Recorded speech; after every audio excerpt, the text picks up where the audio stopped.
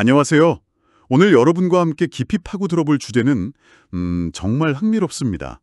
바로 미국 링컨 센터 인류미래 국제 세미나에서 발표돼서요. 아주 큰 주목을 받고 화제가 되었던 선동원 박사님 논문 내용입니다.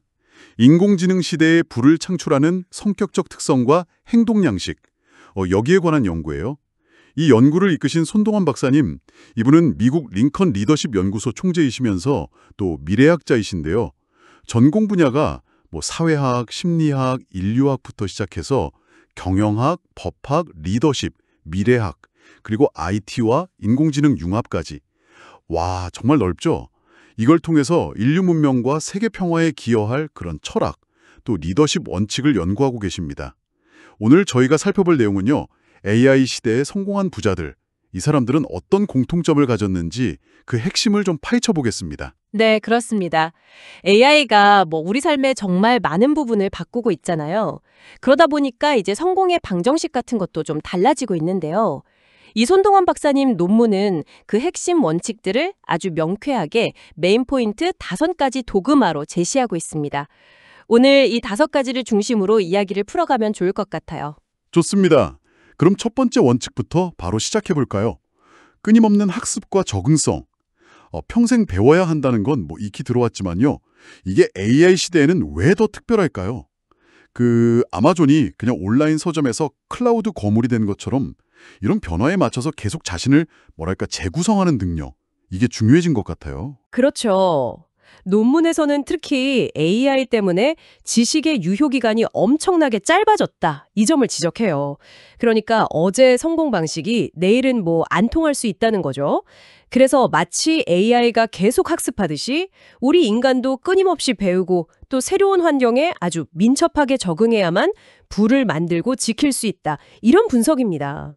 단순히 지식을 쌓는 걸 넘어서서요. 애덤 그랜트가 말한 재사고, rethinking, 그러니까 생각의 틀 자체를 계속 업데이트하는 능력이죠. 끊임없이 배우고 적응하는 자세. 이게 첫 번째군요. 듣고 보니 이게 자연스럽게 두 번째 원칙으로 연결되는 것 같기도 하고요. 미래지향적 비전과 위험 감수. 단순히 현재에 안주하지 않고 미래를 내다보면서 때로는 과감하게 도전하는 용기. 이런 거 말이죠. 빌 게이츠가 개인용 컴퓨터 시대를 딱 예측하고 소프트웨어에 뛰어든 것처럼요. 네, 맞아요. AI가 물론 데이터 분석으로 예측을 도울 수는 있겠죠. 하지만 아직 아무도 가보지 않은 길을 상상하고 또 그 비전에 투자하는 것, 이건 여전히 인간의 영역이라는 겁니다.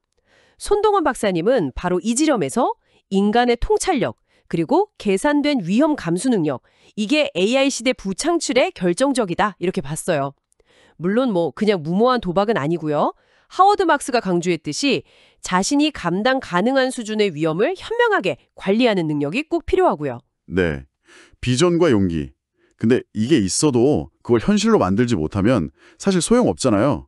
그래서 세 번째 원칙이 나오는군요. 강력한 실행력과 끈기. 안젤라 더크워스가 말한 grit. 다들 기억하시죠? 장기적인 목표를 향한 집념과 열정. 이게 정말 필요한 덕목 같아요. 아이디어를 행동으로 옮기고 또 어려움이 닥쳐도 포기하지 않는 그런 힘이요. 그러니까 아무리 완벽한 계획을 세워준다 해도 그 실제 실행 과정에서 만나는 수많은 난관들 있잖아요. 이걸 헤쳐나가고 결국 목표를 달성하는 건 결국 인간의 몫이다. 이렇게 강조합니다. 마크 저커버그의 일단 실행하고 개선한다라는 그런 문화나 아니면 스티브 잡스가 보여줬던 좌절 후의 재기처럼요. 결국 끈기와 실행력이 없으면 어떤 비전도 실현될 수 없다. 이런 이야기죠. 그렇죠. 혼자서는 큰 일을 이루기 힘든 시대니까요. 네 번째 원칙으로 넘어가 볼까요? 관계 구축과 네트워크 활용. 이게 단순히 아는 사람이 많다는 의미는 아닌 것 같아요. 링크드인 창업자 리드 호프만처럼 네트워크를 통해서 새로운 기회를 만들고 또 협력을 이끌어내는 능력.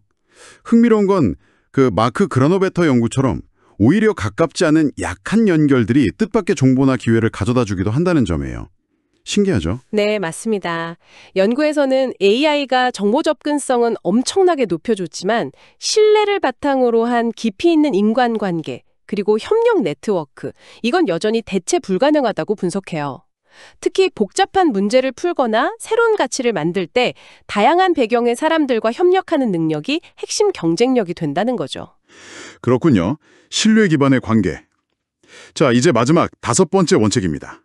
사회적 기여와 윤리적 책임. 단순히 돈을 버는 걸 넘어서서 그 과정에서 사회 전체에 어떤 가치를 더하고 또 윤리적인 문제에 어떻게 책임감 있게 행동하느냐 이런 문제인데요.